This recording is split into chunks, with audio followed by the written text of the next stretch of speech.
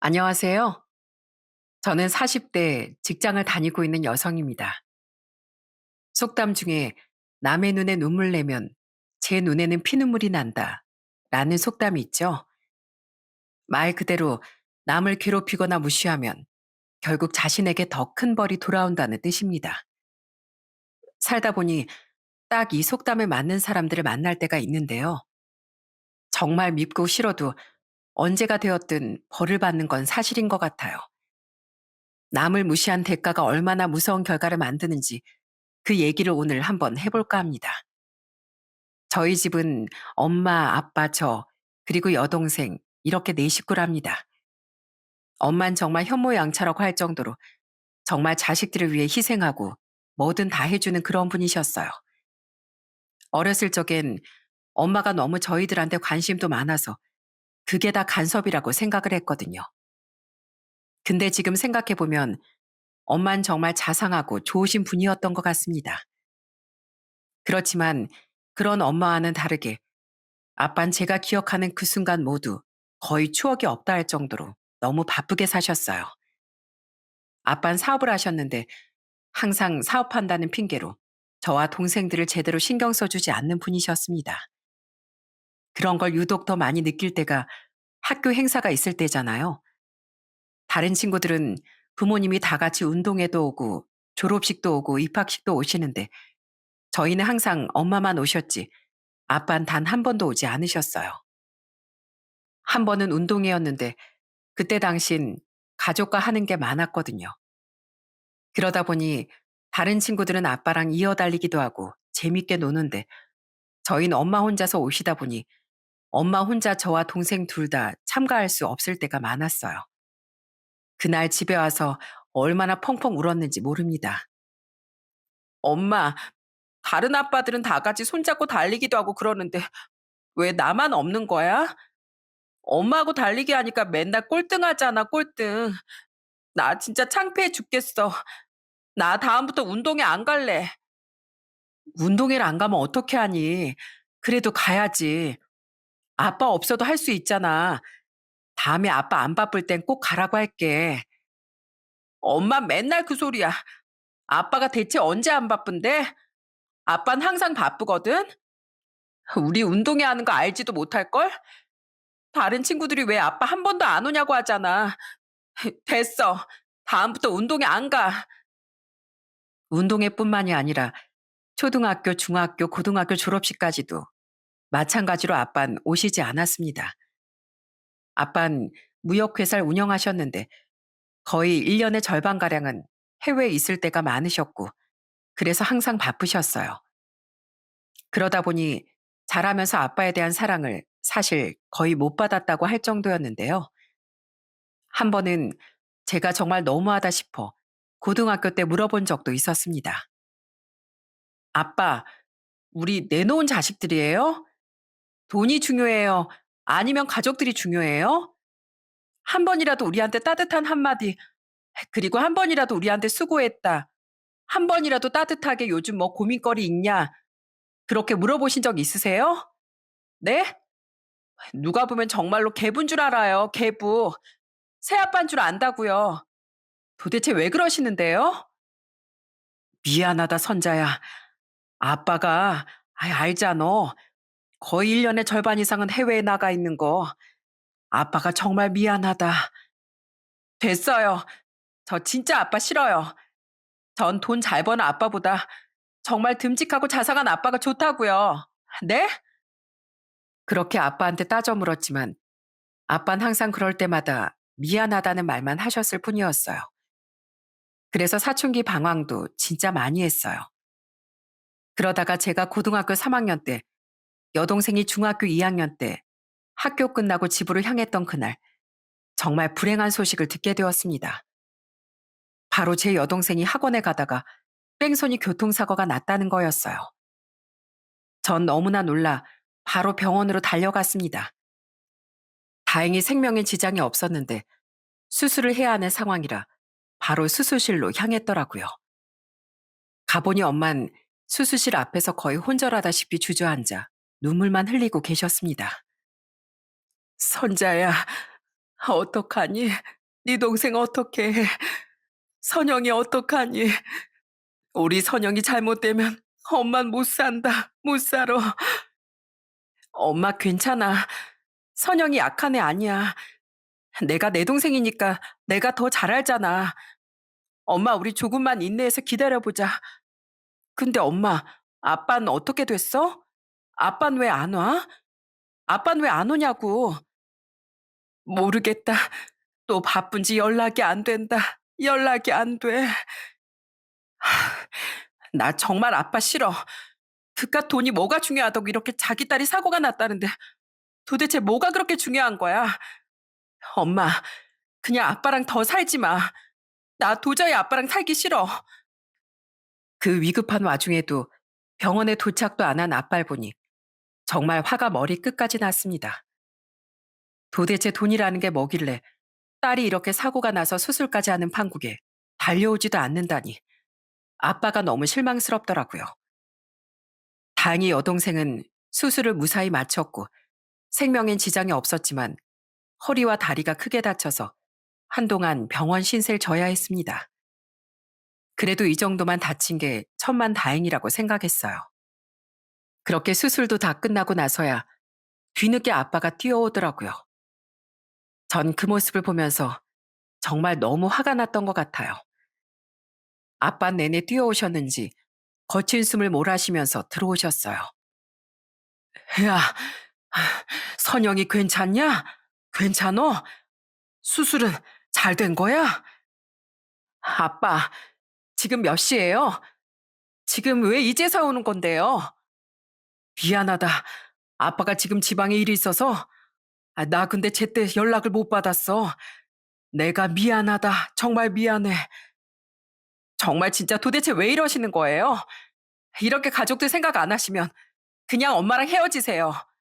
저희 엄마랑 살 거예요.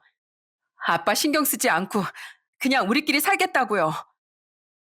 제가 이렇게까지 말하는데도 아빠는 아무런 말도 안 하시고 고개만 푹 숙이시며 한숨만 쉬셨습니다. 그렇게 아빠에게 못된 소리를 하니 엄마가 옆에서 절 말리셨어요. 선자야, 너 지금 아빠한테 그게 무슨 말버릇이야? 아빠가 우리를 위해 열심히 지금까지 노력하고 계시잖아. 아빠 사업이 잘 될 때도 있지만 또 안 될 때도 있지.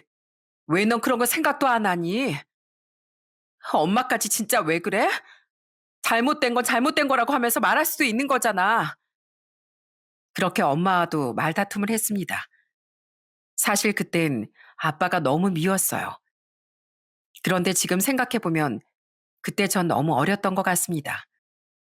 그냥 아빠의 사랑이 전 너무나도 필요했던 거고, 아빠는 우리 식구들을 먹여 살리기 위해 진짜 동분서주 뛰어다니셨던 거잖아요. 해외도 갔다, 지방에도 갔다, 이렇게 열심히 사업을 하면서 가족들을 먹여 살렸던 건데, 전 철없이 그것이 사랑임을 모르고 있었던 겁니다. 그렇게 고등학교를 졸업하고 제가 대학교를 졸업할 때도 아빠가 오지 않자 그땐 진짜 아빠라는 사람을 없는 사람 취급을 하기도 했습니다. 제가 정말 철이 없었어요. 저 스스로 아빠라는 사람의 자리를 억지로 밀어냈던 것 같네요. 그 후 졸업을 하고서 전 직장에 들어가게 되었습니다. 그런데 막상 사회생활을 하다 보니 너무 힘들고 적응도 어렵더라고요. 제가 들어갔던 회사가 여자들이 훨씬 더 많은 디자인 회사였는데 첫 회사부터 정말 말도 안 되는 일들을 많이 겪었어요. 그건 바로 회사 내 갑질, 회사 파벌, 강압적인 태도와 말투로 지시하는 일까지 남들은 이렇게까지 겪지 않는다는데 저는 무슨 종합 선물 세트처럼 첫 회사에서부터 어려움이 진짜 많았어요. 아직도 기억에 남는 일이 바로 제가 첫 출근을 했던 날이에요. 사무실에 들어가자마자 과장님께서 절 부르셨습니다. 선자 씨, 축하해요. 우리 회사에 온 거 정말 정말 축하해요. 네, 감사합니다. 앞으로 정말 열심히 일하겠습니다. 그래요. 그건 그렇고 가서 커피 좀 타와봐요. 커피 탈 줄 알죠? 얼른 가서 타와요. 아이, 뭐해요. 원래 이런 건 막내가 하는 거니까 이제 선자 씨가 해야지. 네? 아, 알겠습니다. 첫 출근 날부터 과장은 저에게 커피 심부름을 시켰습니다. 마치 당연하다는 듯이 시키는 게 일상이었어요. 거기다가 제가 커피를 타서 가져가도 고맙다는 말 한마디는커녕 눈도 안 마주치고 손가락으로 툭툭 책상을 치면서 여기다 놓으라고 하니 이게 뭔가 싶기도 하더라고요. 그 일이 시작이었죠. 과장이라는 사람은 정말 저한테 너무나 못되게 굴었어요. 같은 여자임에도 불구하고 어찌나 괴롭히던지 지금도 그 사람 얼굴을 생각하면 이가 갈릴 정도랍니다. 입사한 지 일주일도 안 된 저에게 서류를 작성하라고 하더니만 나름 열심히 작성해서 가지고 갔더니 제대로 보지도 않고 탁 닫아버리더군요. 선자 씨, 일을 이따위로밖에 못해?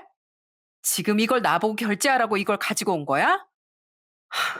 어떻게 일을 이따위밖에 못해?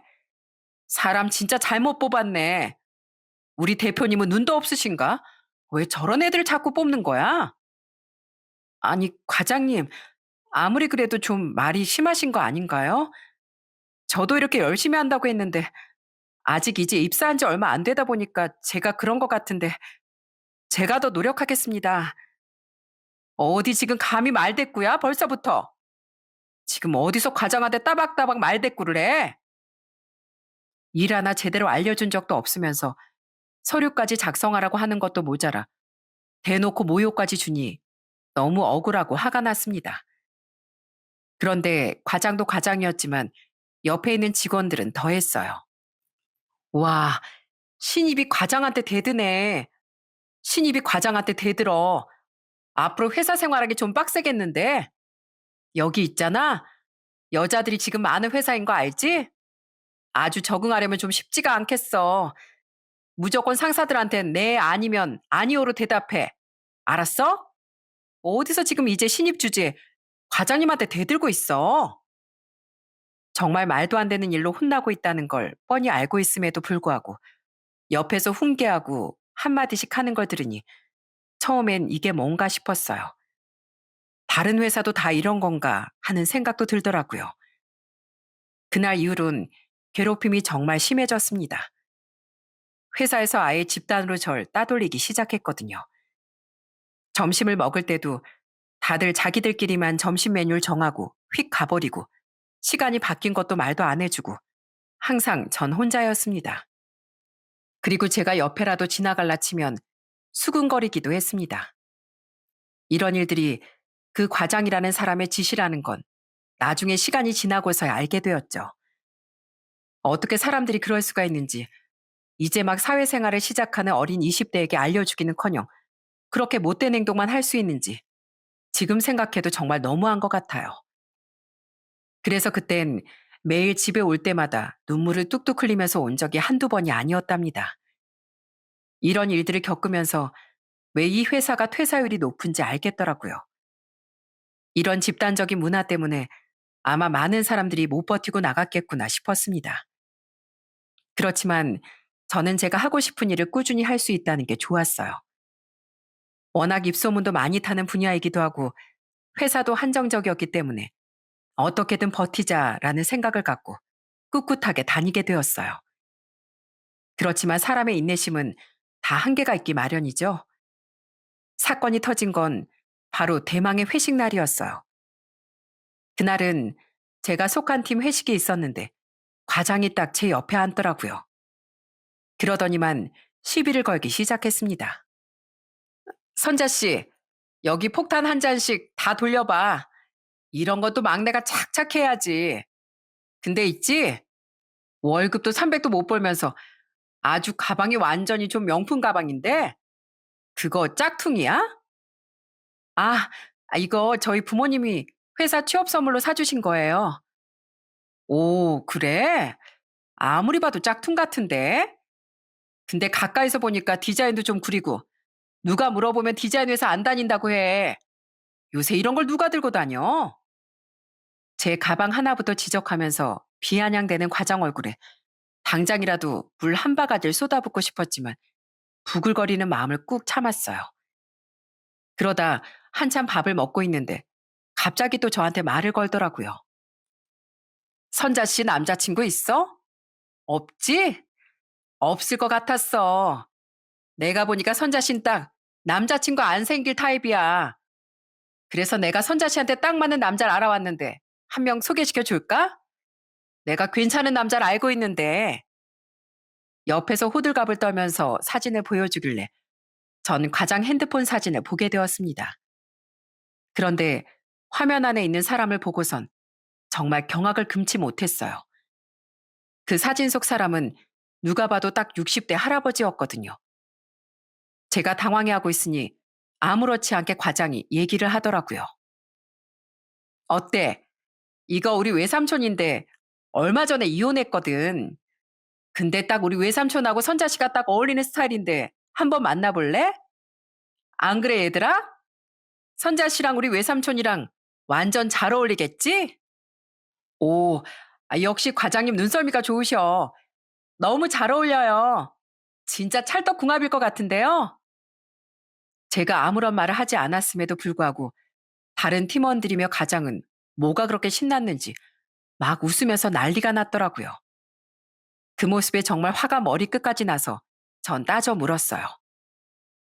과장님, 제가 그렇게 싫으세요?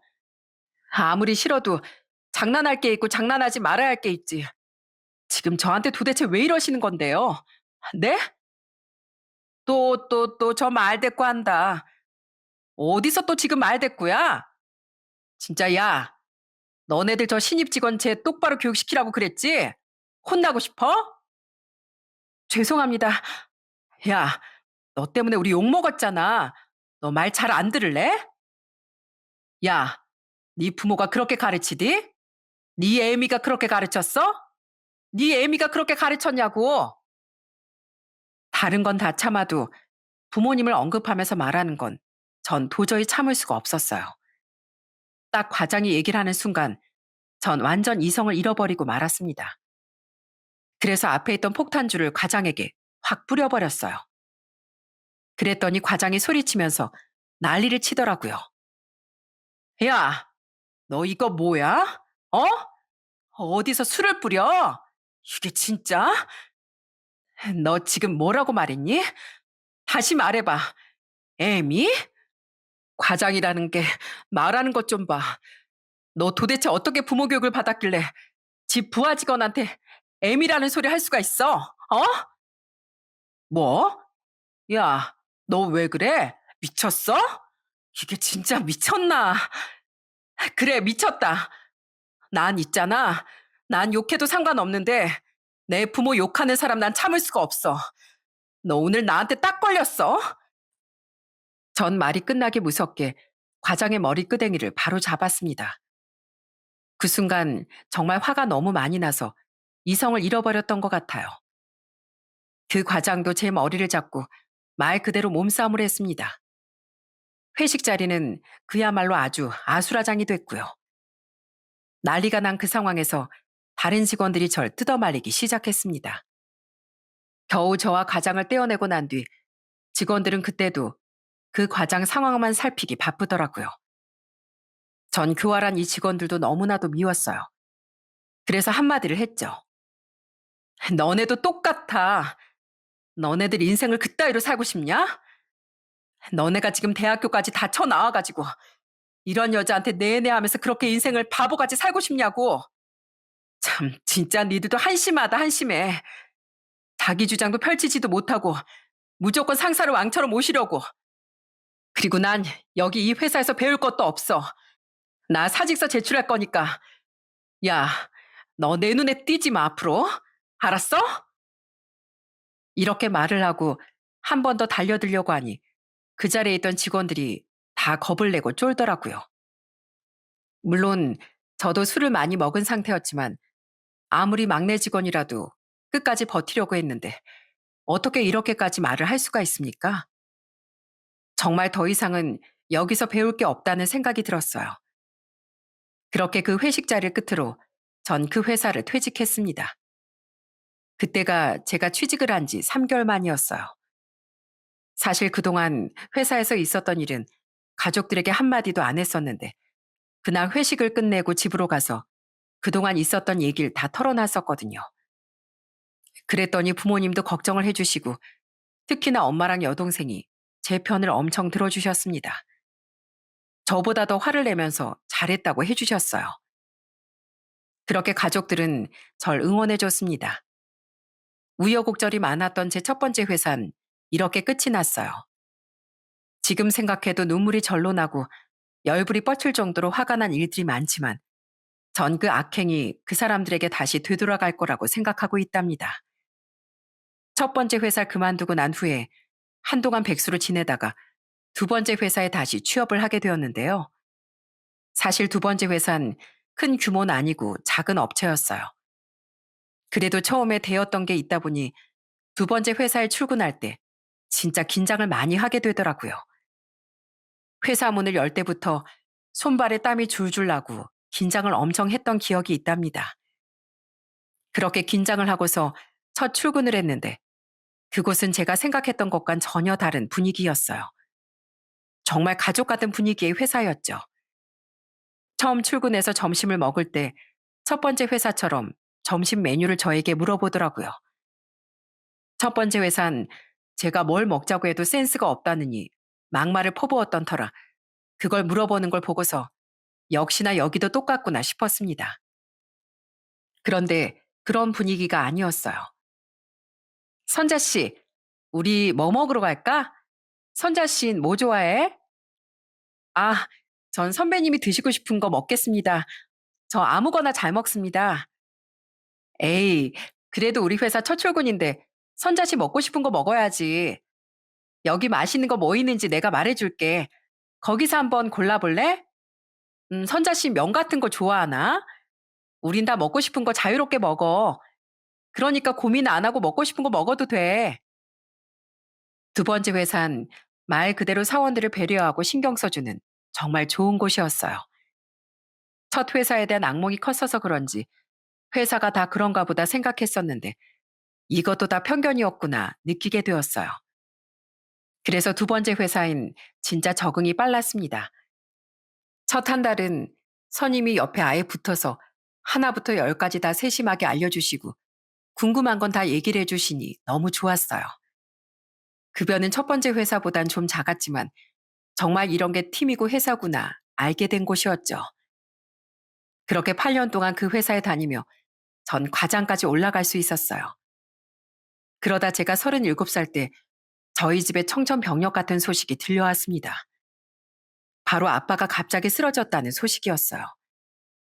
이 사건 전까진 아빠 1년에 한두 마디 할 정도로 서로 서먹서먹한 그런 사이였어요. 아빠도 저에게 굳이 말을 많이 하진 않으셨거든요. 그날 엄마가 급하게 저에게 전화를 해오셨습니다. 선자야, 큰일 났다. 이걸 어떻게 하니? 엄마, 왜? 무슨 일인데? 아니, 그게 아니라 네 아빠가 쓰러졌단다 글쎄. 너 빨리 병원으로 와라. 빨리. 엄마 알았어. 나 바로 갈게. 전 그 길로 바로 병원으로 향했습니다. 가는 내내 놀란 마음을 진정할 수가 없었어요. 사실 아빤 술도 거의 안 드시고 나름 건강을 챙기셨던 분이셨는데 갑자기 쓰러졌다는 게 말도 안 된다는 생각을 했었어요. 병원에 도착을 해서 물어보니 아빤 중풍으로 쓰러지신 거였어요. 뇌졸중이라고 말하는 중풍은 혈관이 터지거나 막히면서 생기는 병인데 아빤 혈관이 막히면서 문제가 생긴 거였죠. 다행히 쓰러지고 나서 바로 병원에 실려와 혈전을 제거하고 스텐스 시술을 하긴 했지만 후유증이 생길 수 있었던 상황이었어요. 그렇게 건강했던 아빠가 갑자기 쓰러지니까 제 마음이 너무나 좋지 않았어요. 아무리 미워했던 아빠였어도 쓰러져 누워있는 모습이 정말 마음이 아팠죠. 엄만 옆에서 계속 울기만 하시고 동생도 마찬가지였어요. 아빠가 중풍으로 쓰러지고 난 후엔 후유증 때문에 정말 고생을 많이 하셨어요. 한쪽 마비가 와서 거동도 불편해지시고 손을 쓰기도 힘들어지고 말도 어눌해지셨습니다.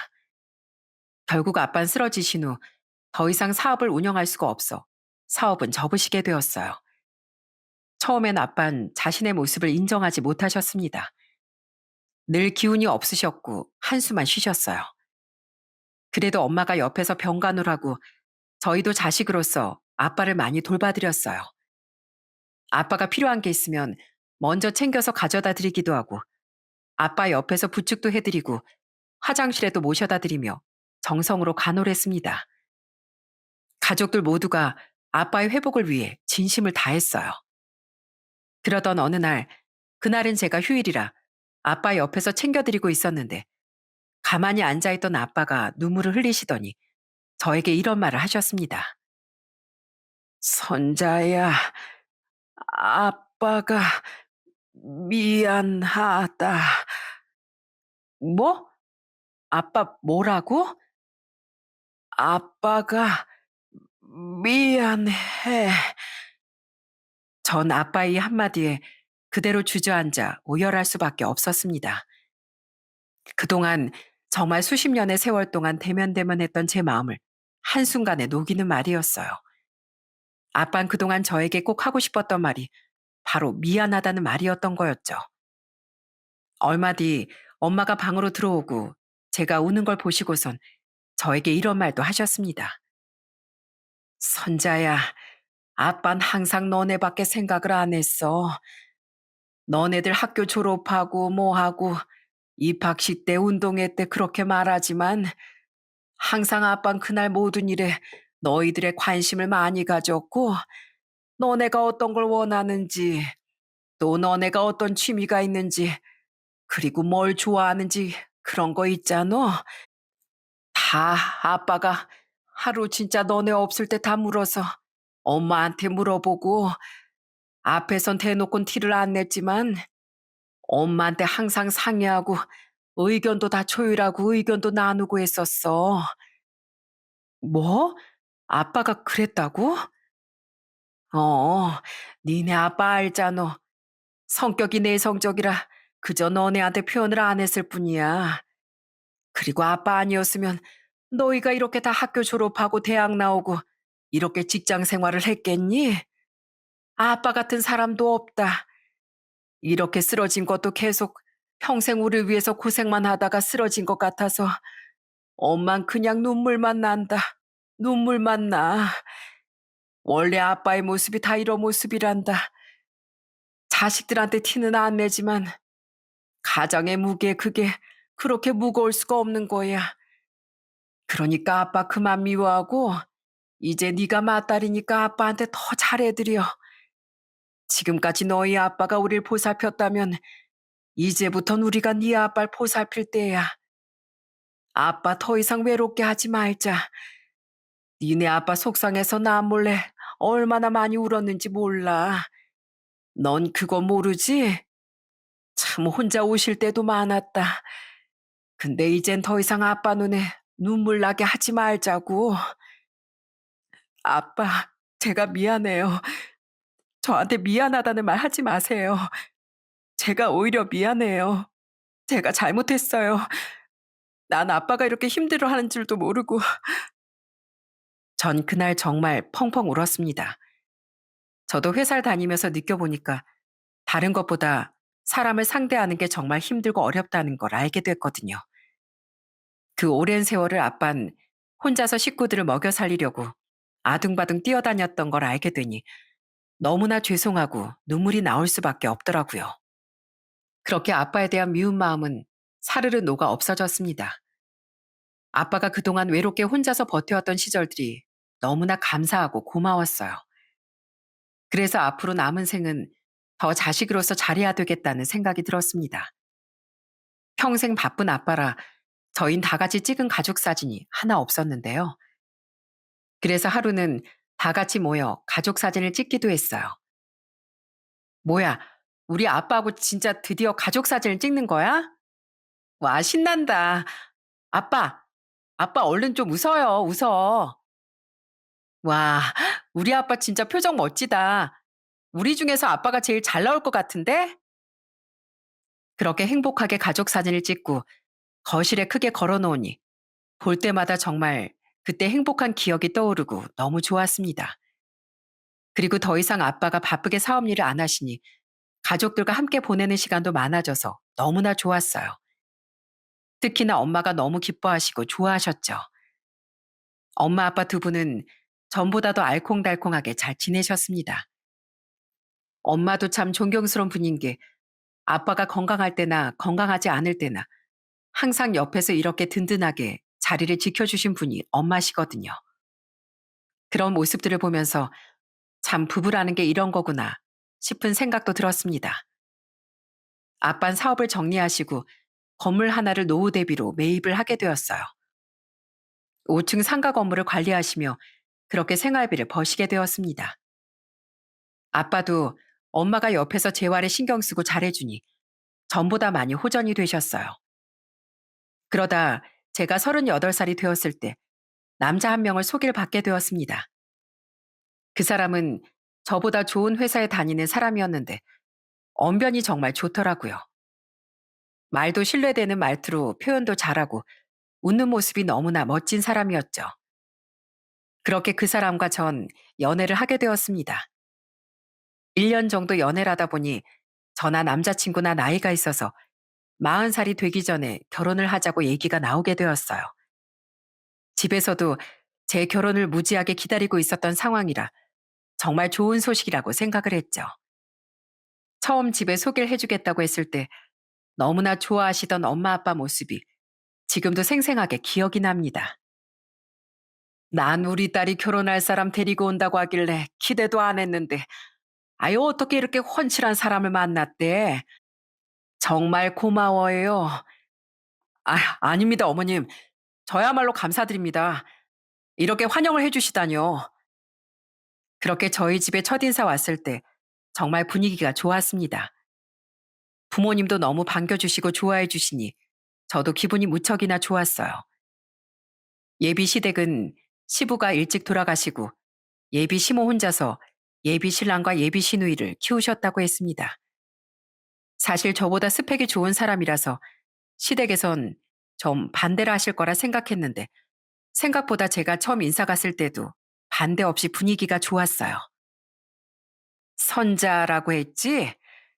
내 말 편하게 할게. 이제 가족들 사이니까 상견례는 편안시게 하면 될 것 같고 우리 아들도 이제 홍기가 꽉 찼으니 가고 싶다고 하면 보내야지. 그래, 뭐 연봉이나 이런 건 어느 정도 되나? 빚이 있고 뭐 그런 건 아니지? 부모님은 뭐 하시고? 네, 빚은 없습니다. 전 건강하고요. 엄만 전업주부셨고 아빤 사업하시다가 지금은 은퇴하셨습니다. 그렇구나. 어쨌건 한 가족이 되는 건데 뭐 이런저런 건 알고 가야지. 이런 건 뭐 그냥 물어보는 거니까 너무 신경 안 써도 돼. 난 우리 아들이 행복하게 잘 살기만 하면 다른 건 필요 없으니까. 예상외로 호의적인 예비 시모의 말에 마음이 많이 놓였던 것 같습니다. 양가 부모님도 허락을 해주셨으니 상견례는 빨리 결정이 될 수 있었어요. 양쪽 다 홍기 꽉 찬 자식들을 결혼시키는 거라 사실상 반대라기보단 환영하는 결혼이었습니다. 그렇게 행복하게 결혼을 준비할 수 있을 거라 생각을 했어요. 그러다 대망의 상견례 날이 되었습니다. 딱 도착을 하니 예비 시댁에서 먼저 15분 일찍 도착을 했다고 하더라고요. 저희는 부랴부랴 약속한 장소로 들어갔습니다.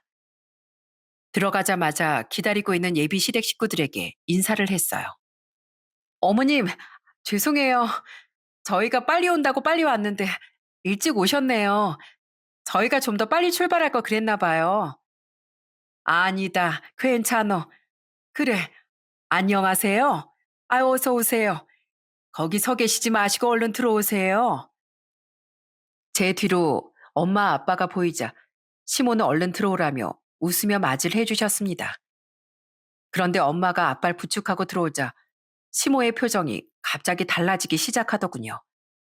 처음엔 굉장히 놀란 표정을 짓다가 찡그리더니 이내 표정이 무표정으로 바뀌었습니다. 엄만 서둘러 자리를 잡고선 예비 시댁 식구들에게 인사를 했어요. 안녕하세요. 저는 선자 엄마 강신혜입니다. 만나서 정말 반갑습니다. 안녕하세요. 전 선자 아빠 경만입니다. 많이 기다리셨나요? 저희가 일찍 온다는 게 그만. 아닙니다. 앉으시죠. 부모님이 인사를 해도 예비 시모는 받아서 소개를 하지 않고 그대로 앉아버렸습니다. 처음엔 그냥 아빠 모습을 보고 좀 놀라셨구나 생각을 했었어요. 그런데 상견례 내내 예비 시모의 표정이 풀리지 않더라고요. 심지어 저희 엄마가 이것저것 얘기를 하는데도 대답이 너무나 간결했어요. 오시는데 차는 안 막히셨어요? 전 오다 보니까 차가 좀 막히더라고요. 그래도 이렇게 좋은 곳에서 함께 식사를 하게 되니 참 기분이 좋습니다. 여기 음식도 잘 나오고 많이 드세요. 예. 웃으며 말하는 엄마를 쳐다도 보지 않은 채 단답으로 자꾸만 대답을 하는 심을 보면서 뭔가 마음에 안 들어 하는구나 느낄 수 있었어요. 그래도 처음엔 별다른 말 없이 조용히 식사만 하시더라고요. 그 후로도 엄만 분위기를 풀어보려고 하셨지만 시모는 너무나도 냉담하셨죠. 음식은 입에 잘 맞으신가요? 저희 애가 보기엔 아무것도 못하는 것처럼 보이시겠지만 그래도 나름 요리도 잘하고 깔끔한 편이에요. 그러니까 너무 걱정하지 않으셔도 될 겁니다. 예, 제가 식사하시는데 말이 너무 많았죠? 아무래도 저흰 처음으로 결혼 준비하다 보니 마음이 설레기도 하고 긴장되기도 하고 그러네요. 사부인께서도 첫째 아들 장가 보내려고 하면 마음이 참 싱숭생숭하시겠어요. 예, 그렇죠. 예비 시모의 단답에 처음엔 웃으며 아무렇지 않은 듯 하던 엄마도 점점 말수가 줄어들었습니다. 그 모습을 보는 아빠 역시 얼굴이 굳어지기 시작했어요. 한참을 아무런 말 없이 음식만 먹고 있었습니다. 그러다 갑자기 들고 있던 수저를 내려놓으시더니 예비 시어머니가 말을 꺼내기 시작했습니다. 저, 혹시 예비 바깥 사돈 분이 몸이 좀 많이 안 좋으신가요? 아까 보니 부축해서 들어오시는 것 같던데. 예, 중풍으로 쓰러져서 지금 재활 치료 중이에요. 예? 중풍이요? 아이, 그럼 후유증이 있으신 거예요? 옆에서 평생 간병 받으면서 사셔야 되는 건가요? 아, 그건 아니지만 지금 재활 치료를 열심히 받고 있습니다. 지금은 조금 불편해도 많이 좋아졌습니다. 앞으로도 열심히 재활받아서 좋아질 거고요. 그런 건 전혀 걱정하지 않으셔도 됩니다. 엄마의 설명에도 예비 시모의 표정은 풀리지 않더라고요. 그러다 한참을 곰곰이 생각하던 예비 시모가 뜬금없는 말을 꺼냈어요. 그래도 사업한다는 사람이 건강을 소홀히 할 리는 없을 테고 원래 지병이 있으신 건 아니죠? 아, 예, 지병이 있었던 건 아니고요. 갑작스럽게 저희도 겪었던 일이라 아무래도 나이도 좀 있고 하니까. 아니, 지병도 없으신데 설마 사업 망해가지고 쓰러지신 거 아니세요? 사업이 망해서 그걸로 충격받아서 그런 거 아니신가요? 예? 아니, 그게 무슨... 갑작스런 예비 시모의 말에 엄마도 너무나도 놀라 하셨습니다. 그 자리에 있던 사람들 모두가 놀라 예비 시모를 쳐다보니 예비 시모는 말을 이어가셨어요. 그러면서 하는 말이 참 기가 막히더라고요. 아니, 갑자기 사업도 오래 하셨으면서 쓰러지신 것도 좀 이상하고 혹시 사업이 잘 안 돼가지고 스트레스 받아서 쓰러지신 거 아니에요? 엄마, 그건 말이 너무 지나치잖아. 대체 무슨 말을 하는 거야? 아니, 이 엄마가 못 물어볼 거 물어봤니? 그런 게 아니면 왜 쓰러져? 어차피 이제 평생 가족 될 사람인데 이런 건 알아야지. 근데 솔직히 전 이렇게 사돈께서 몸이 많이 안 좋으신 줄 몰랐네요. 듣지도 못했고요. 이러면 솔직히 우리 아들 월급 받아가지고 사돈 치료비 하는데 다 들어갈 수도 있는 거고. 갑자기 좀 심경이 바뀌려고 하네요. 예비 시모의 말에 그 누구도 어떤 말을 꺼내지 못한 채 고요한 정적만 흘렀습니다. 아무도 말을 하지 않자 정적을 깬 건 바로 예비 시모였어요. 저는요, 원룸 건물 하나 가지고 있어요. 한 달에 월세로만 제가 300만 원 넘게 받습니다. 전 노후 자금 이렇게 충분히 마련해 놓은 상태고요. 아니, 근데 딱 봐도 사이즈 보니까 노후 자금도 준비 못하고 그냥 이렇게 살고 계시는 것 같은데, 솔직히 말씀드리자면 저 생각을 좀 다시 해봐야 할 것 같습니다. 엄마, 도대체 왜 그래? 죄송합니다, 어머님, 아버님. 저희 엄마가 뭔가 오해하신 것 같아요. 아이, 오해는 무슨 오해? 딱 봐도 사이즈 나오는구만. 너 그렇게 열심히 공부해가지고 네 처가에 돈줄 될 생각하는 거니? 예, 너 지금이야 사랑해서 그런다지만 그러다가 너만 죽어나는 거야, 너만. 정신 차려, 이놈아. 전 그 모습을 보고서 너무 화가 났습니다. 심지어 남자친구도 예비 시모의 말이 맞다는 듯 더 이상 아무런 말도 안 하고 앉아 있더라고요. 어떻게 이제 앞으로 사돈될 사이인데 대놓고 이런 말을 할 수가 있는지, 거기다가 남자친구는 화를 내지도 않는지 도저히 참을 수가 없고 열이 받았어요.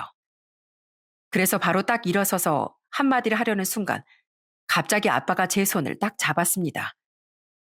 아빤 저에게 가만히 있으라는 제스처를 취하셨어요. 그러더니 아빠가 웃으며 이야기를 시작하셨습니다. 사부인, 사부인께서 한 달에 300씩이나 이렇게 노후 자금으로 나오니 참 좋으시겠어요. 그런데 좀 작네요. 그래도 노후 자금인데 한 달에 300만 원이라니 원룸 건물치곤 좀 작은가 봐요. 예? 뭐라고요? 아니, 우리 나이에 300 넘게 돈 받으면 잘 받는 거지. 이런 거 잘 모르시나 본데 저 정도면 잘 받는 겁니다. 노후 튼튼하게 잘 되어 있는 거라고요. 잘 모르셔서 그런가 보네. 아, 그렇습니까? 저도 지금 건물이 하나 있습니다. 상가 건물이요. 5층짜리인데 아마 사부인 보시는 것보다 공이 하나 더 붙을 것 같습니다. 그쪽에 10배는 될 것 같은데 위치도 지하철 옆에 있으니 위치가 좋아서 그런가 주변에서 상가 하나 비워달라고 아주 난리가 아닙니다. 근데 겨우 300 받으시면서 저희 딸 데려가시려고 하셨나요? 하, 저야말로 이런 집안이었으면 여기까지 안 왔을 텐데, 보다시피 몸도 불편한데 굳이 여기까지 올 필요가 없었네요. 예? 뭐라고요? 진짜로 월세가 3천만 원이 넘는다고요? 3천만 원이 넘을 때도 있고, 상가 비면 뭐 2천만 원 받을 때도 있고, 2,050만 원 받을 때도 있고, 3,500 받을 때도 있죠. 시세야 뭐 변동하는 거니까요. 아빠의 말을 들은 예비시몬 당황해하면서 얼굴이 붉어졌습니다. 그 모습을 보면서 아빤 허허 웃으며 말을 하셨어요. 뭐 전 돈을 떠나서 일단 사부인의 그런 말투, 상대방을 존중하지 못하고 무시하는 그런 태도, 그걸 보니까 저희 딸 시집 보내질 못하겠네요. 그쪽에서도 다시 생각해 보겠다고 하셨으니 서로 마음 맞았으니까 이쯤에서 끝내시죠. 예? 아니, 그게 아니라요. 잠시만요, 사돈. 제 얘기를 다시 한번 들어보세요. 더 들어서 뭐 할 겁니까? 사람이 제일 중요한 게 인성이라고 했습니다. 어쩜 이렇게 인성도 안 좋으시고, 어쩜 그렇게 사람을 무시하시는지, 제 아내가 아까부터 계속 사돈 신경 써서 말하는데도 딱딱 단답형으로 네네 이렇게 건성건성 얘기하시고 첫 만남에서 이러신다는 건 인성이 다 나오는 거죠. 도저히 이제 인성 좋지 않은 집안하곤 사돈 맺고 싶지 않습니다. 아니, 그게 아니고요. 사돈, 제가 좀 오해를 했었나 봐요.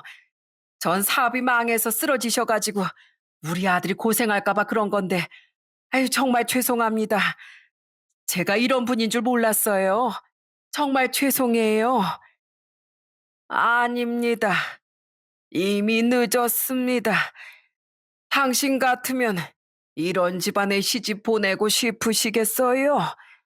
자, 여기서 끝냅시다. 그때부터 예비심은 거의 애원하다시피 아빠를 붙잡았습니다. 그렇지만 아빤 냉정하게 뿌리쳤어요. 자리에서 일어나자마자 예비시모는 안절부절 어쩔 줄을 몰라 했고 남자친구는 아빠 옆에서 사과를 했습니다. 아버님, 그게 아니라요. 제 말, 제발 제 말 좀 들어주세요. 네? 정말 죄송합니다. 제가 이렇게 대신 사과드리겠습니다. 정말 죄송합니다. 저 꼭 이 결혼 하고 싶습니다. 제발 절 봐서라도 한 번만 용서해 주십시오. 미안하네. 난 도저히 안 되겠어.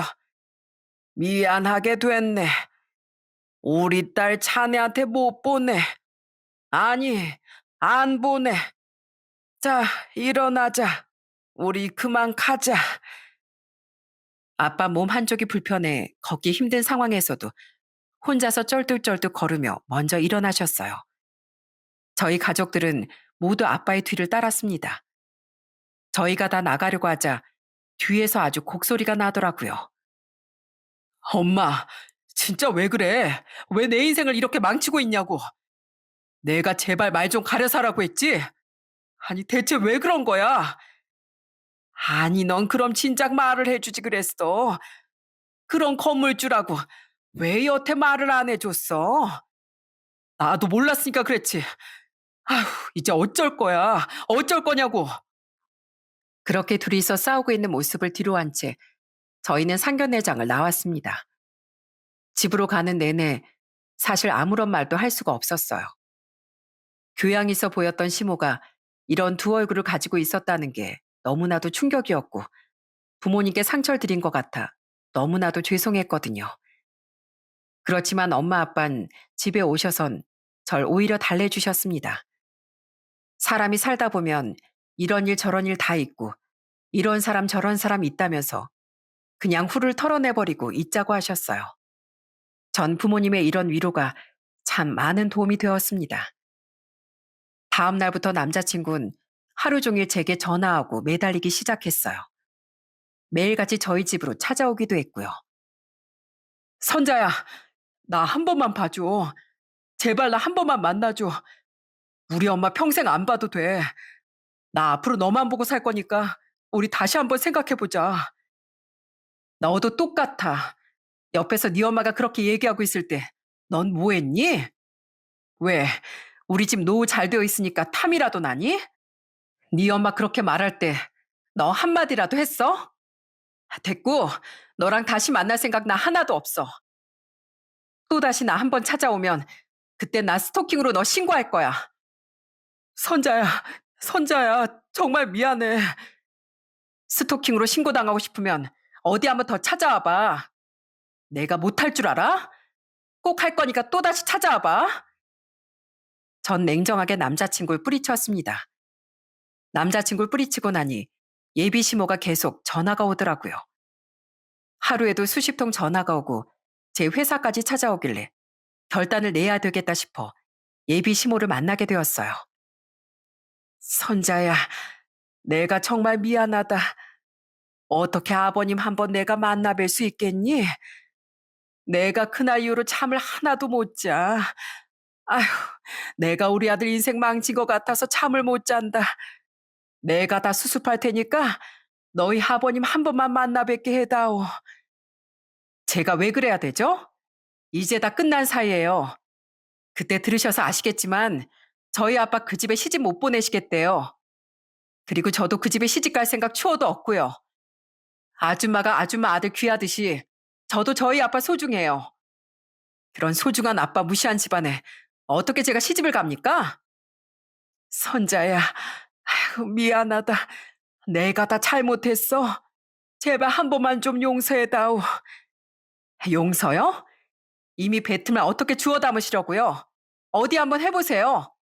주워 담아 보시라고요. 사람을 그렇게 겉모습으로 평가하면서 사는 사람이랑 제가 어떻게 가족이 됩니까? 저희 아빠가 건물주 아니었으면 아줌마가 여기까지 오셨겠어요? 아마 안 오셨겠죠. 아들 그렇게 귀중하시면 귀한 아들 품에다 끼고 사세요.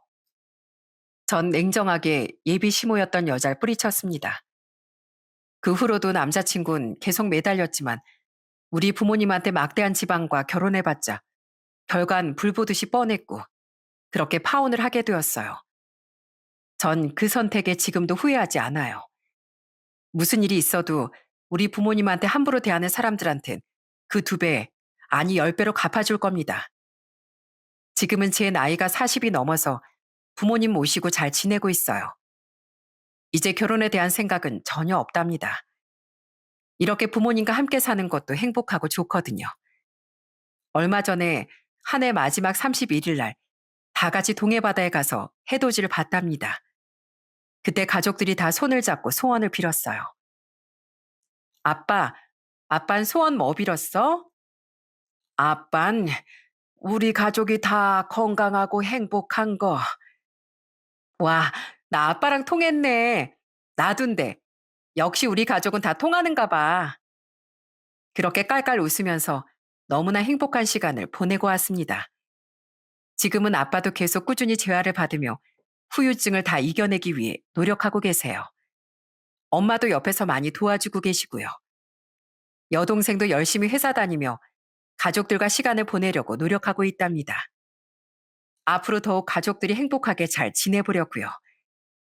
행운은 웃는 자에게 돌아온다고 하죠.